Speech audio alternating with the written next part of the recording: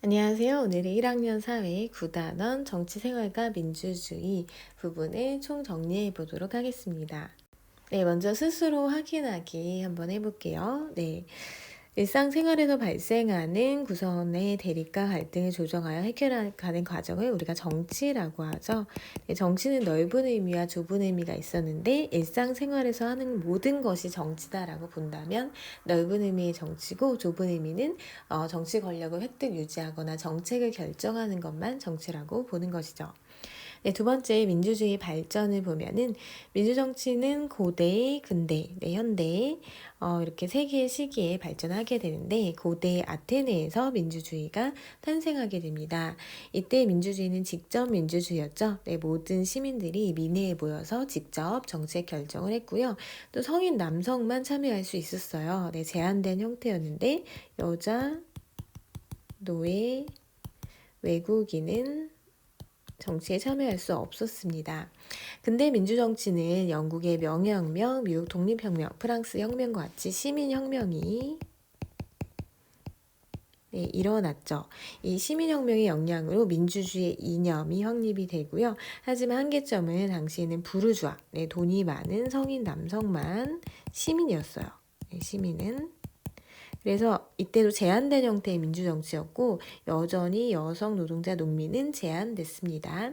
현대 민주정치에 들어서야 드디어 보통선거가 확립이 되는데 모든 국민이 정치에 참여할 수 있었어요. 보통선거는 일정 연령 이상이면 누구나 선거권을 갖는 거예요. 네, 그래서 보통선거의 확립이 모든 사람을 정치 참여시키는 데 기여를 했고요. 그 다음에 민주주의 이념, 민주주의에서 중요하게 여기는 거 세 가지 있는데 모든 사람은 사람이기 때문에 그 자체로 존중받아야 한다. 이거를 인간 존엄성이라고 합니다.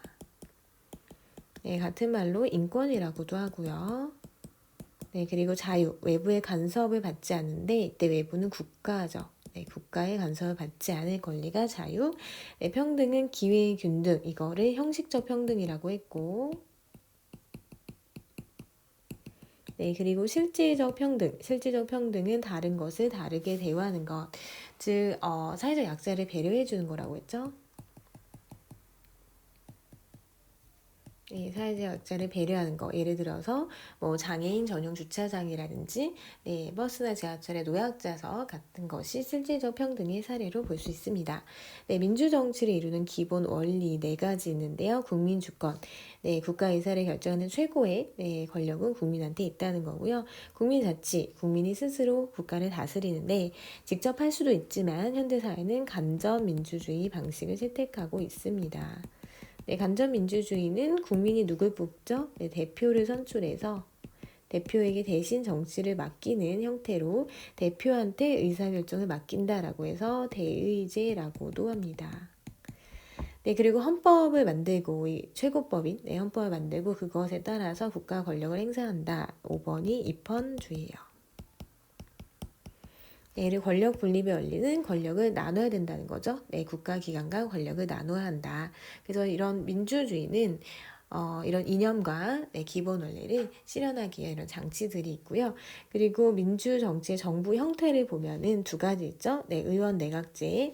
이거는 입법부에 의해서 의회에서 행정부, 내각이 구성이 돼요. 행정부를 내각이라고 하고요. 내각 불신임권과 의회 해산권이 인정이 됩니다. 그리고 장점은 정치적 책임에 민감하다고 했죠. 그래서 책임 정치를 한다는 거. 하지만 입법부 행정부가 각각의 선거에 의해서 구성이 되는 거, 이거는 대통령제죠. 대통령제는 행정부의 수반을 국민이 직접 뽑죠. 의원 내각제는 하지만 행정부의 수반이 의회 다수당의 대표로 구성이 됩니다. 그리고 대통령의 임기가 보장되기 때문에 행정부의 강력하고 연속성 있는 정책 수행이 가능합니다. 다음은 지금까지 배웠던 내용 초성 퀴즈 풀었던 거를 다시 한번 정리해 보겠습니다. 이 부분은 한번 잠깐 멈췄다가 답을 생각해 보시고 채점하면서 보시면 좀 더 도움이 됩니다. 일상생활에서 발생하는 구성원 간의 대립과 갈등을 조정하여 해결해 나가는 모든 활동, 일상생활과 알려있으면 넓은 의미의 정치입니다. X죠. 민주주의 반대말, 민주주의는 다수에 의한 통치죠. 그래서 반대말은 혼자 하는 거, 독재라고 했죠. 네, 민주주의는 다수의 통치를 의미하는 그리스어에 기원 두고 있고요. 북한은 민주주의 국가를 인정받지 못하는데 그 이유는 네, 인간 존엄성, 민주주의 이념인 인간 존엄성이 지켜지지 않고 네, 국민이 정치 참여의 주체가 아니기 때문이죠. 네, 두 번째 민주정치 발전과 관련해서 볼게요. 네, 고대, 근대, 현대 나와 있는데 고대 아테네에서는 모든 시민이 정치에 참여할 의사를 결정하는 직접 민주주의를 실시했고요. 고대 아테네 시민은 성인, 자유민, 남성, 여성, 노예, 외국인 모두 포함하는 거 아니죠. 누구만 시민이었냐면 성인, 자유민, 남성만, 여성, 노예, 외국인은 제외됐다고 했습니다. 근대는 시민혁명을 통해서 권력을 가진 왕이나 귀족의 지배에 맞서서 시민들이 자신의 권리와 자유를 찾고자 투쟁하였고요. 그 결과 인간 존엄성, 자유, 평등과 같은 민주주의의 이념이 확립이 됩니다. 현대는 일정 연령 이상이면 누구에게나 선거권을 주는 보통 선거 제도가 시행되었습니다. 네, 다음은 민주주의 이념. 이념은 민주주의에서 중요하게 여기는 가치가 무엇인지에 대한 건데, 첫 번째, 민주주의는 인간이기 때문에 그 자체를 존중받아야 한다는 인간 존엄성을 근본 이념으로 하고 있고요. 국가로부터 부당한 강제나 구속을 받지 않는 것이 자유죠. 그래서 신체의 자유가 지켜져야 되는데 국가가 고문하거나 그리고 뭐 체포할 때는 미란다 원칙이 필요하다라고 얘기했고요. 평등과 관련해서 모든 사람을 동등하게 대우하는 게 평등의 기회를 동등하게 주는 거죠. 그렇지만 이 평등에는 똑같이 대우하는 것뿐만 아니라 차이를 고려해서 사회적 약자를 배려하는 실질적 평등도 있습니다.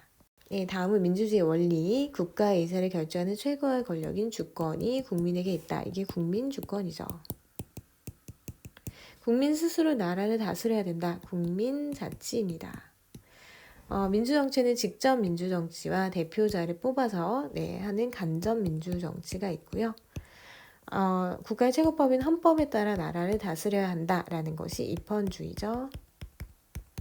네, 권력 분립의 원리는 법을 제정하는 입법부, 법을 집행하는 행정부, 그리고 법을 적용하는 사법부로 나뉘어 권력을 행사한다는 것입니다. 네, 정부 형태의 한 나라의 입법부와 행정부의 관계에 따라서 정부 형태가 구분이 되죠. 의원 내각제와 대통령제로 구분됩니다. 의원 내각제는 국민이 의회 의원을 선출하면 다수당의 대표가 총리가 되어서 행정부인 내각을 구성하는 거죠.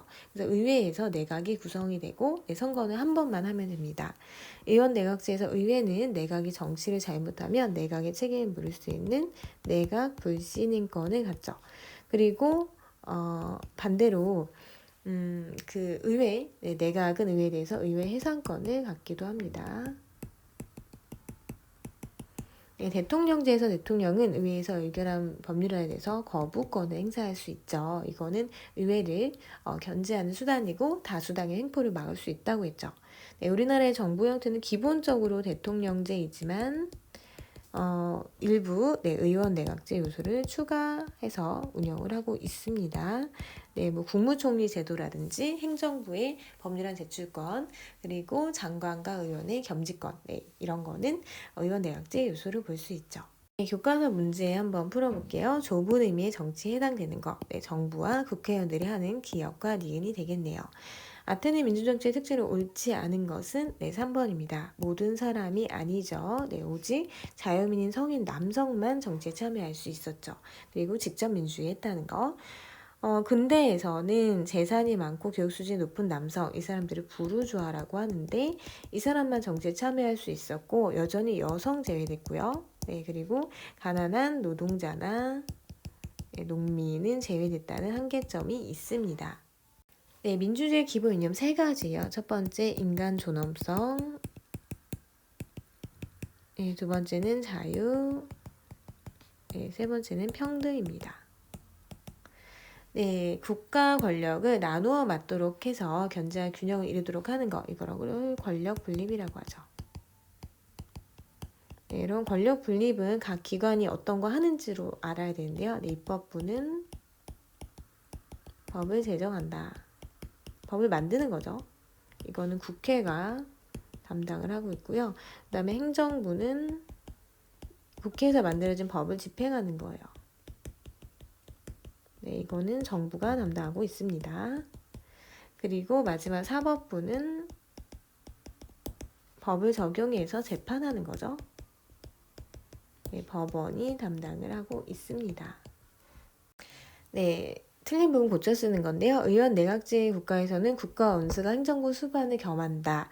아니죠. 의원 내각제 국가에서는 국가 원수는 누구죠? 네, 이게 달라요. 네, 다르다. 국가의 원수는 보통 왕이 있고요. 네, 국가를 상징하는 존재예요. 권력은 없고 행정부의 수반으로 총리를 선출합니다. 이 총리가 권력을 갖고 실질적으로 정치를 하는 거죠. 네, 그래서 이 두 개가 불일치합니다. 그 다음에 7번 대통령제에 대한 설명으로 옳은 것은 대통령제에서는 4번 행정부의 수반이 국가 원수의 지위도 갖는다. 왜냐하면 둘 다 대통령이에요.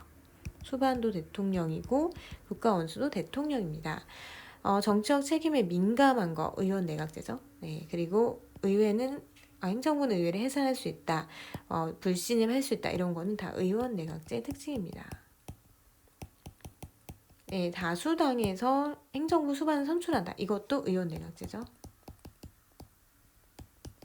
네, 이렇게 해서 우리 문제까지 모두 풀어봤는데 네, 9단원 정리 잘 해서 여러분들이 9단원 평가 잘 시험을 보시길 바랍니다. 수고하셨습니다.